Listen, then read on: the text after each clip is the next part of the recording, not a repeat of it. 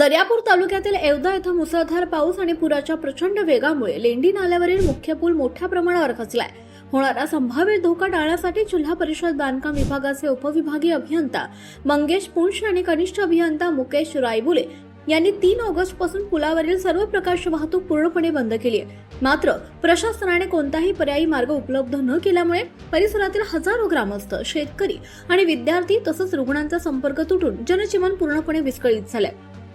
या गंभीर समस्येची दखल घेऊन अमरावतीचे जिल्हाधिकारी आशिष येरेकर व मुख्य कार्यकारी अधिकारी सप्तम गांधी यांनी तातडीने आपत्कालीन निधी मंजूर करावा आणि उच्च क्षमतेच्या नवीन पुलाचं काम सुरू करावं अशी जोरदार मागणी शिवसेना शिंदे गट नेते प्रदीप वडतकर आणि येवदा ग्रामस्थांनी केली आहे. प्रशासनानं तात्काळ निधी उपलब्ध करून न दिल्यास येत्या 9 ऑगस्ट रोजी क्रांती दिनी दुपारी 12 वाजता येवदा ग्रामपंचायत कार्यालयासमोर सर्वपक्षीय तीव्र जन आंदोलन छेडलं जाईल असा इशारा प्रदीप वडतकर यांनी जिल्हाधिकाऱ्यांना दिलेल्या निवेदनाद्वारे दिलाय.